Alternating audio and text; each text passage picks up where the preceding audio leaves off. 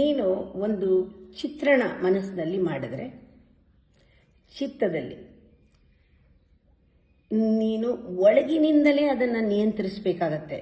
ತುಂಬ ಜನಕ್ಕೆ ಗೊತ್ತಿಲ್ಲ. ಹೊರಗಡೆಯಿಂದ ಕಂಟ್ರೋಲ್ ಮಾಡೋಕ್ಕಾಗಲ್ಲ, ಕಂಟ್ರೋಲ್ ಮಾಡೋಕ್ಕೆ ಬಿಡಲೂ ಬೇಡ. ಒಳಗಿಂದ ನೀನು ನಿಯಂತ್ರಿಸಬೇಕು ನಿನ್ನ ಮನಸ್ಸಲ್ಲಿ ಬಂದಿದ್ದನ್ನು. ಎಂಥ ಸರ್ಕಮ್ಸ್ಟೆನ್ಸಸ್ಸೇ ಆಗಿರಲಿ, ಎಂಥ ರಿಸಲ್ಟೇ ಬಂದಿರಲಿ, ಪರವಾಗಿಲ್ಲ. Pursue the ideal. ಕಷ್ಟಪಟ್ಟು ಅದನ್ನು ರೀಚ್ ಮಾಡೋಕ್ಕೆ ನೋಡಿ. ಐಡಿಯಲ್ ಅಂದರೆ ಗೊತ್ತಾ? ಐಡಿಯಲ್ ಅಂದರೆ ಸ್ಪೆಲ್ಲಿಂಗ್ ಏನು? IDEAL.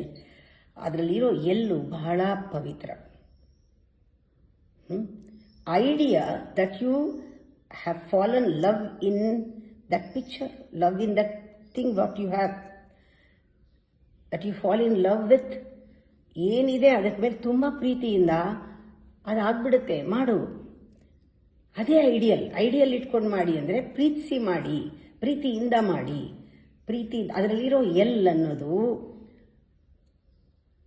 ಹಾರ್ಮೋನಿ ಅಂತ, ರೆಸೊನೆನ್ಸ್ ಅಂತ, ಅದು ವೈಬ್ರೇಷನ್ ಅಂತ, ಇಂಟ್ಯೂನಿಂಗ್ ಅಂತ. ಅದು ಒಂದೇ ಫ್ರೀಕ್ವೆನ್ಸಿನಲ್ಲಿ ಆಪರೇಟ್ ಆಗ್ತಾ ಇರುತ್ತದು ಒಳಗಡೆ.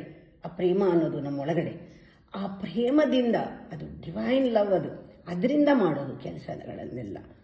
ಐಡಿಯಲ್ ಇದ್ದು ಮಾಡಬೇಕು ಅಂದರೆ ಅದು ಹೊರಗಡೆಯಿಂದ ಆದರ್ಶ ಕಟ್ಕೊಳ್ಳೋದಲ್ಲ.